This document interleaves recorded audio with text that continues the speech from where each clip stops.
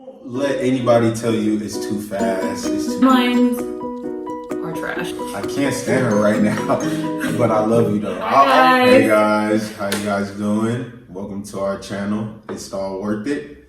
In today's video, we're gonna go a little in depth with the story of our eloping and just really have a conversation about marriage and the difficulties and the great things about our marriage and what we've learned. If you are new to our page, welcome. We are Tay and Lou. If you haven't already, subscribe to our channel. Go ahead and like, comment, and share this page with your family and friends. You can follow us on Instagram at It's Stall Worth It, as well as on Facebook at It's Stall Worth It. So we're gonna go ahead and just jump right into this video. So like we said before, me and Lou did decide to elope. We did a true elopement, which means that no one knew. Nobody knew but us.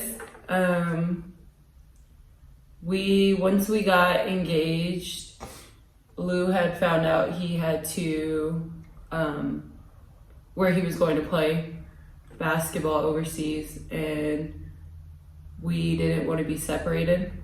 That just wasn't something that for our relationship was what we wanted to do. We didn't want to do distance, and I told him I wouldn't go overseas with him unless I was his wife. And then it just it made sense for us to just take the leap, and do it. I mean, with the COVID stuff happening, not many countries are letting a lot of people in unless you have a reason. And me playing basketball, I'm here because I'm under a contract. And I decided to talk to the team, and they gave me an option. They were like, if she's your girlfriend or your fiance, she's not allowed to come in the country until the COVID pandemic is over. And I mean, we could wait a whole year, or we could just do what we intend to do anyways, just get married. It didn't make sense to wait a whole year for the inevitable for me. So I was like, you know what, let's just do it. Let's just do it. And didn't tell anybody. And we did it. How did we do it? So we got married in park.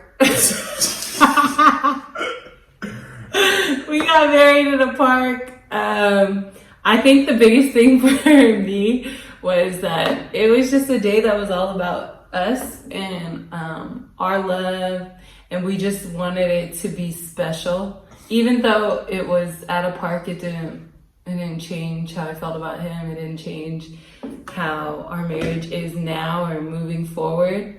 Also, to be quite honest, weddings are extremely expensive, and I am extremely cheap.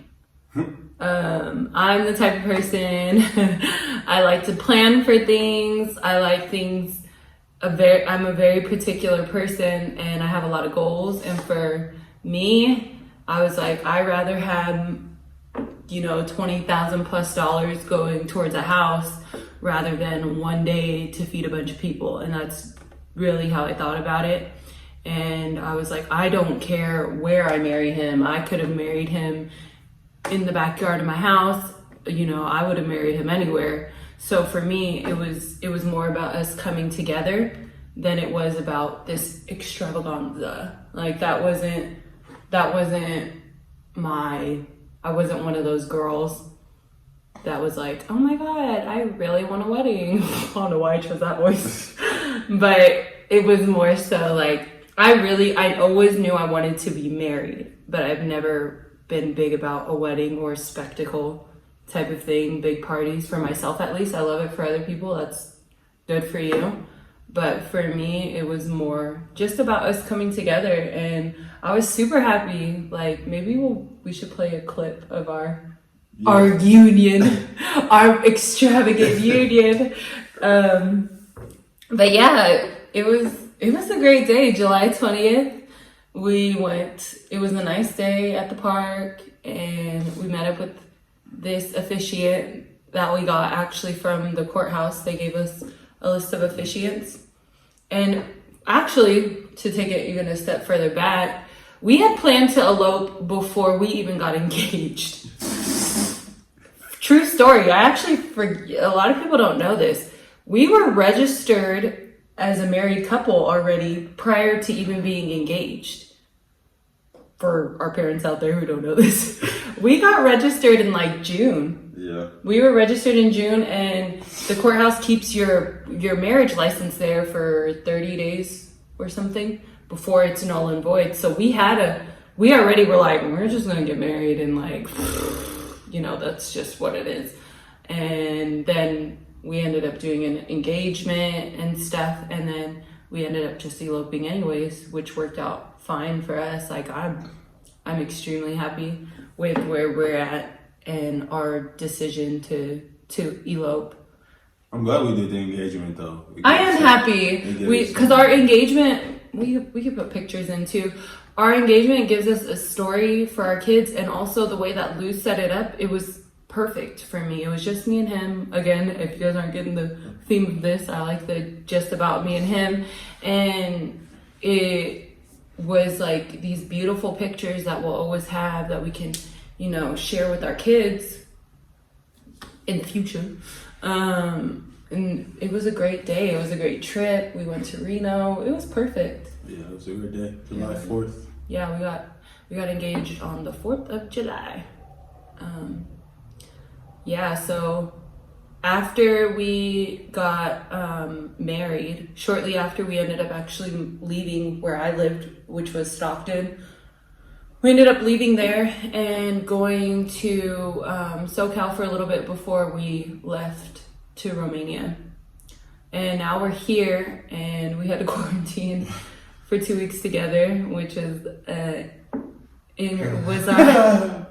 was our honeymoon, I guess, because we had 2 weeks just us in this apartment, and we learned a lot about each other during that time. We learned a lot about each other during that time. I think it was harder for you, honestly. It was. I was like, whatever. I'm the homebody, and it was hard. Yeah, he's the homebody, and I'm like the social butterfly, and he was the one struggling, and I was just like, it is what it is, dude. Like, we're just here for 14 days. Like, whatever, let's just sleep. No, I needed to see some outside civilization. Looking out the window and seeing dogs and goats wasn't enough for me. I was struggling, but all in all, I liked how and everything went. I wouldn't change it either. I was always like I don't care about a wedding type. I think we talked about that early on too, when we first, this whole thing I guess is considered early on, but we talked about marriage and kids and what like goals. I think that's a big thing too, when you find the person you want to spend the rest of your life with, making sure your goals align and making sure the person has goals. Cause that's like, I'm a very goal driven person, oriented person, and so is Lou. And our whole plan is to live, you know, a good life, but we want to also be, you know, smart about it and make smart choices fiscally. That was a very smart choice. I think for us, cost us like maybe $150. $150. I got my outfit at Ross. It was like $7. Like it wasn't nothing crazy. Our officiant wore all purple, which I will never forget. She was in head to toe purple. I was like, all right, you are a purple person. So what do you think is the biggest lesson you've learned so far, being married to lovely old me? I think the biggest lesson I've learned is really being aware of how somebody else feels, what you do makes them feel some type of way, what you say, how you react, how you don't react. Because you talk to me and you make a statement or something, I'm like, yes. I'll literally be like, oh yeah, like, did you see the show? And like, I'll just be talking about, and he'll just be sitting there like, I'm like, hello, Lou. Hello? He's like, what? I'm listening. I'm like, can you respond? Yeah, I'm not a very responsive person. So just really thinking about all that, you really have to put somebody else's feelings and be really aware of how somebody else feels, because it's not just you anymore. So I think that has been an aspect of marriage that I've definitely learned. That's been the hardest part, yeah, for sure. Yeah, I think for sure for me has been like emotions. As far as like expressing myself in an emotional way, that makes sense. Expressing how I feel, I guess, has been a huge learning point for me. And also being aware that my feelings, same like Lou said, aren't the only ones that matter. And I think that's a huge part of marriage, like coming together and realizing that it's not just me anymore, it's me and Lou. And no matter what I do, it's always going to be me and Lou. So we better figure it out. I think we've gotten really good at that though. Like what we're doing today is kind of what we do every night after dinner. We just sit down, no phones or anything, and just talk to each other about anything, whatever comes to mind. And so that's kind of what this conversation is for us, is what we do on typically. White table talk. Oh yeah, so there ain't no entanglements over here. For you, what do you think you've learned about yourself while being married, going on 3 months? What have I learned about myself? I don't learn a lot. Like, what has been like a revelation or like a slap in the face for you? Like, wow, I didn't know this about myself.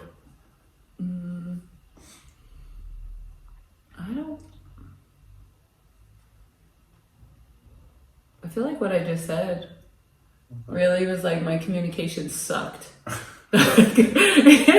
My communication was terrible. Well, I shouldn't say it was terrible. I was really good at expressing anger. That's the difference. I've learned how to communicate my feelings in a way that isn't detrimental or harmful or mean.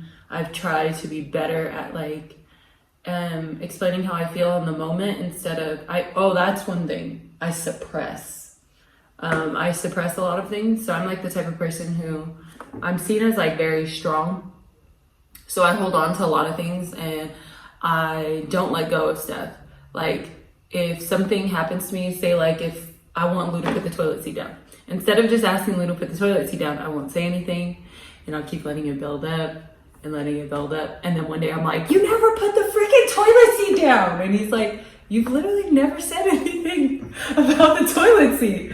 So I think learning to not hold on to stuff and suppress things until it's like at my breaking point, learning to really like communicate those feelings and what's bothering me is a huge aspect of marriage that I think is super important. I think it's really important to communicate effectively, communicate your feelings and be able to be in a space where you feel like your feelings are heard, is another thing too. I think that we learned for sure is like actually listening to what they're saying, and taking it in and not taking it offensively was a big thing. Is like not being like, oh, Lou doesn't hate me because he's telling me he disliked something I did today. He's telling me this so I can be better, a better wife, a better, like person. And so that we can just function just better, I guess. Yeah, I think for me it's like emotional selfishness. I think it's because I was the first boy. Mm-hmm. So, and I was named after my dad. So everything, I had 3 sisters. So once I came, it was just like everything was about me. Like I got to get whatever I wanted. My dad bought me whatever I wanted. So I'm always used to being like the center, and didn't really care how other people felt, to be honest. So that's been something that I've definitely recognized and worked on, was being more aware of other people's feelings, because You're not the center of the universe, sir. I'm not, but I was raised to be that way. I was a daddy's boy, and I got everything I wanted. So when I don't get what I want, I get mad, or I like just shut down. So. And then he married somebody who's like, I'm the oldest girl, And so I'm used to just being like, whatever, like I can share. It doesn't, this fool does not like to share. Even if it's like juice or something, I'll be like, Lou, I'm not going to ask you to drink juice. We live in the same house. We just talked about this last night. We just literally broke this down at our last white table talk. And I was like, we're married. Who cares? If I want your juice, I'm not going to wait till you get home. Or his big thing is, I want to be the first. Like, if it's my juice, I want to be the first to open it. I'm like... Yeah, I do. No. Yeah. I'm taking a sip of it. So I'm going to start buying nasty stuff so you don't... Your stuff is nasty anyways. I don't even like it. So why drink it? You don't like it. Proving a point. Oh my gosh. No, I actually thought that Powerade thing was going to be good, but it wasn't good. That's what you get for drinking but the Fanta was good. That's what you get for drinking something that wasn't for you. Whatever. Get the nasty taste.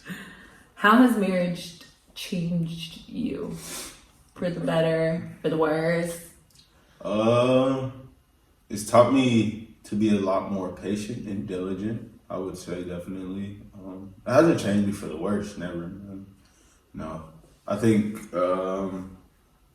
Yeah, just patience with myself, patience with people.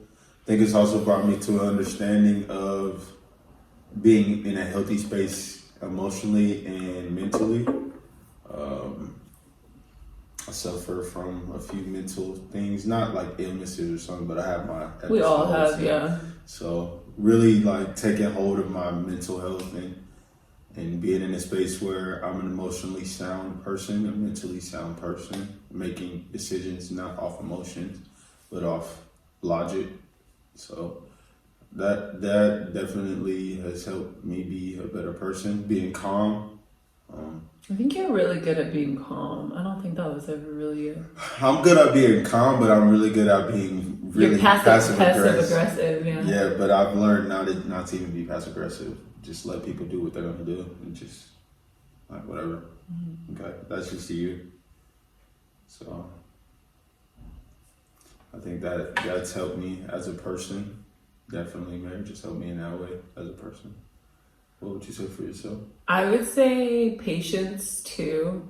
I've gotten a lot better at being patient because I probably was the most impatient person on the planet. I think I've also gotten better at letting go of stuff. Like, I think the biggest thing I struggled with when we first got married was like my independence, like wanting to be Taylor. Like, I had a very independent way of thinking, and us coming together and starting to think like making decisions and being mindful of like how my decisions affect you and things I choose to like participate in or not participate in, how it will affect our marriage. So I think that was the biggest thing, was like learning that giving up my independence is a good thing because, you know, you're my best friend. And so I know, I've never said that. I'm just kidding. You're my best friend, and I don't want me trying to be all about me be the reason why we aren't progressing in our marriage. So I think learning with the mindset of us instead of just me was a huge adjustment, because my whole life it's been about Taylor. So I think, yeah, for sure, adjusting to being a wife, adjusting to being a housewife is another thing too. You're doing a great job. Thank you. I really appreciate it. Great job. So, and I actually enjoy it. I enjoy being a housewife, even though I have my moments where I'm like, I don't contribute anything type of thing. But Lou does a really good job of making me feel appreciated and letting me, you know, he constantly reminds me of everything that I bring to the table, and I really appreciate it. You know a lot. Make good breakfast too. We had good breakfast today. We had French toast. It was good though. It was good. Yeah, the French toast was because they don't really do breakfast out here, so we had breakfast today and yesterday, and it was on point. I would personally advise anybody in like a serious relationship trying to progress to the next step of marriage to really read the book, The Five Love Languages. Oh my gosh, yes. Read the 5 love languages. Let me repeat that again. Read the 5 love languages, please. I'm not gonna lie and say I read the whole book. I did not read the whole book. He didn't. He skimmed. I didn't skim. I went to the important sections of my wife's love. What is the definition of skimming, please? Maybe I'll enter that down here.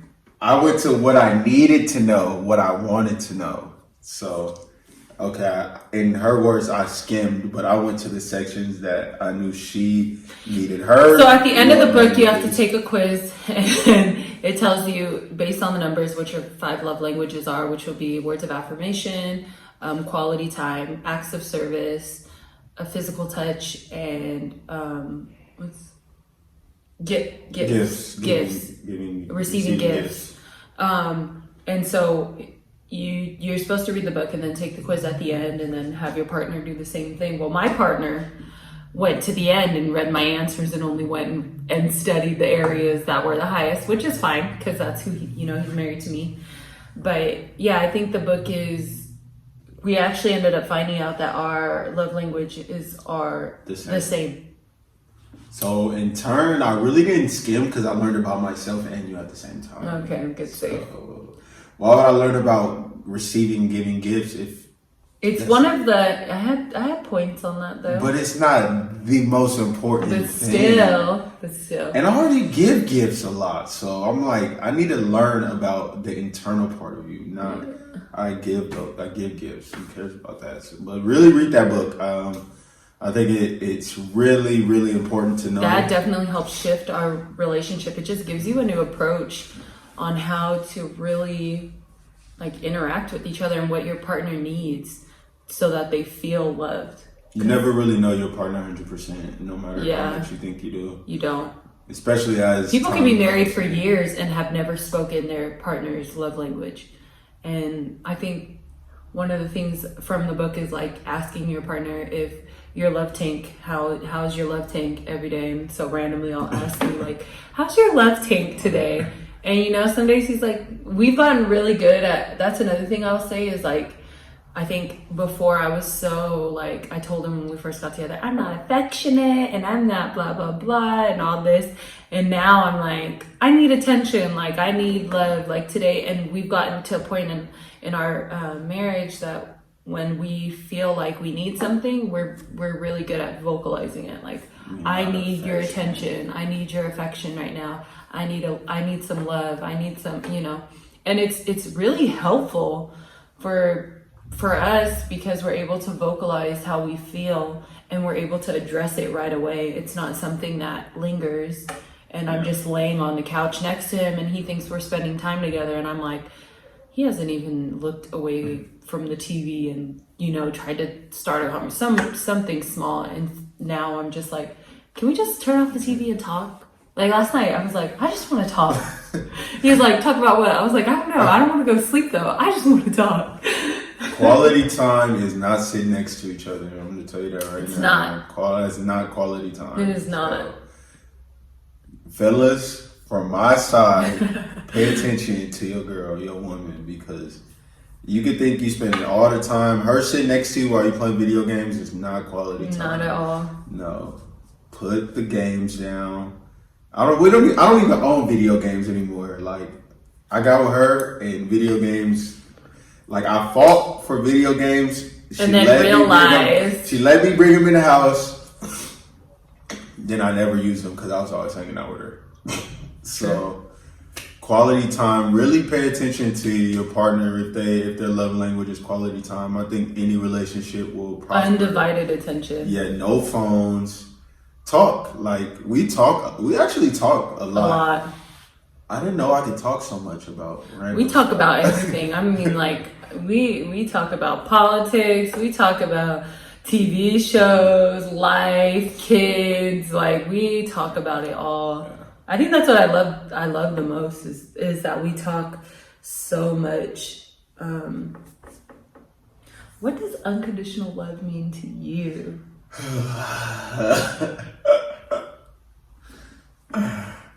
I'm laughing because we had that joke the other day about this. Oh yeah, about the blood. Unconditional love, to me, I've learned that, first of all, love is definitely a choice.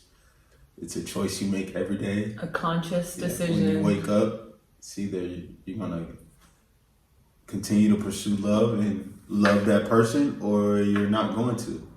So that's the first thing I've learned. But I learned unconditional love is just, it's really just something that never dies. Like if you love the person, no matter what life throws at you, no matter, as long as it's not infidelity, no matter what they throw at you, Facts. Your choice is, I will still love you unconditionally.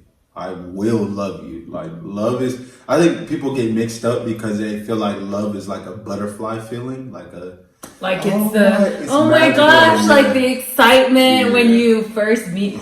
That is not love. That is not. That is just the excitement of something new. It's like, I explained to her, it's like buying a new pair of shoes. Mm-hmm. So nice shoes you want, you be like, ooh, you put them on a few times and you over it. Then they're just the shoes that are in the closet until you get the next pair of shoes.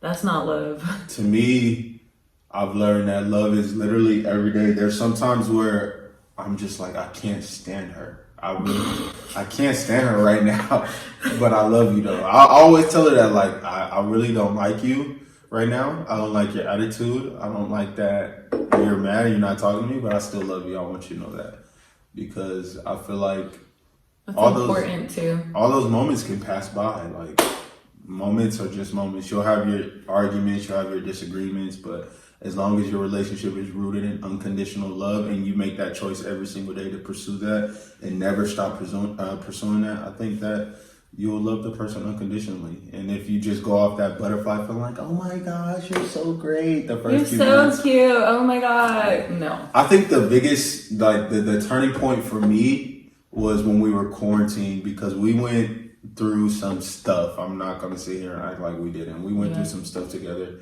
And no matter what we went through, at the end of it, we got out of it and we were still together. And I'm like, you know what? That's unconditional love. Because we both could have just been like, once this quarantine's over, I'm out. We out.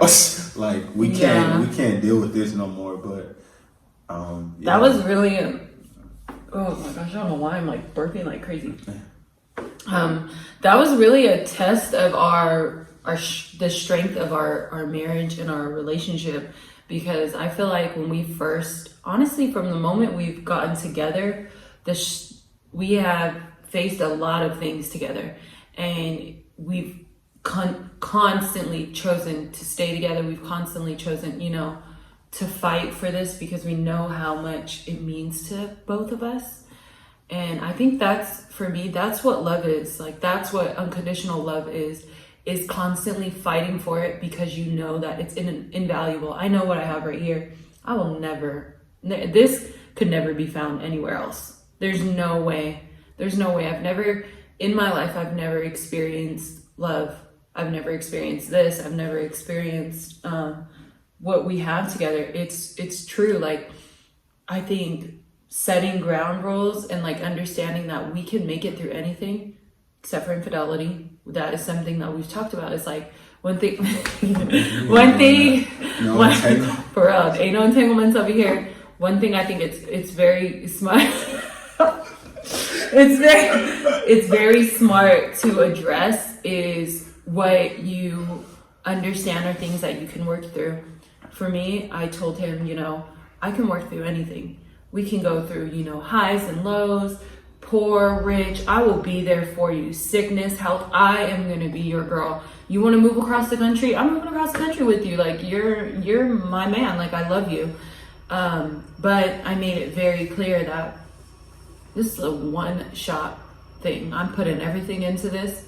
There is no space for anyone else in our marriage. That's just what it is. Another thing too is like domestic violence are the two like deal breakers. One thing we'll never deal with is either way, domestic violence, me putting my hands on him putting his hands on me would never be something that we as a couple feel like we could work through. Or infidelity, of course, isn't something you can work through. I think at that point we've both chosen that love isn't there anymore. And so I think that's huge to understand that loving someone is a choice. Loving someone is an active choice. So like, it's not just, I married Lou, so I love him. It's, I married Lou, I love him today. I love him when he doesn't put down the toilet seat. Man, I really want you to put down the toilet seat. I love him, you know. I've been putting down the toilet seat. No, you haven't. I just put it down before I almost fell in before I got in the shower. Oh yeah, I did pee and I took a nap. Yeah, so, I love him when he has hard days. I love him when he's, you know, in a mood. I love him. Even when he irritates me, I still love him. I love him when I have an attitude and he comes to the couch and tells me I love you and I'm not letting you sleep on the couch. So I think that's what unconditional love is constantly choosing your partner every single day and consciously choosing them and consciously choosing to love them the way they need to be loved. Because I think that's the biggest thing. If your partner feels loved and fulfilled, they'll find a way to make you feel loved and fulfilled. It should be something that's reciprocated. Why don't y'all look at the toilet seat before y'all sit down? First of all, I do, but sometimes like if it's late at night and I'm like half asleep, you still gotta look. Not if all the lights are off. Why would you go? You can still Why can't you just put the seat down? I'm just saying, like, I look at the toilet seat. I examine every. Well, that's because you're a man, and if you have to pee, you have to know to lift the seat up. But as a woman, shouldn't you look? No, because we sit either way. Yeah, but what if you miss? Like, what if how you gonna miss? Like, what if you don't hit your booty directly? Oh my gosh, we are not. What if you don't hit your booty directly on the seat? Like, your booty half off, half in. Like, you gotta half off, half in. Like you have one booty cheek on and one booty cheek off. Have you ever done that? Yes, I have, because I didn't look. I just sat down.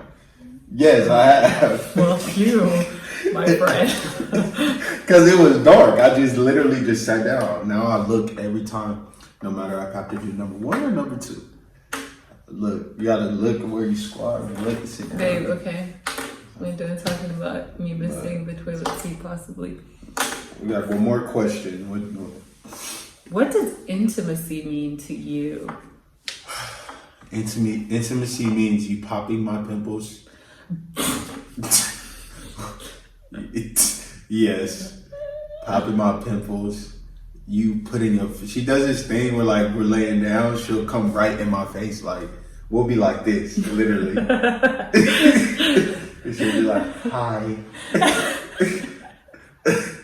And it annoys me. I'm not gonna lie, it annoys me sometimes. I'll be like, "Why are you right?" You know, I'll be like, this is just her. She does. There'll be some days that I really love him so much. I be telling him, I'm like, I just want to be in your skin.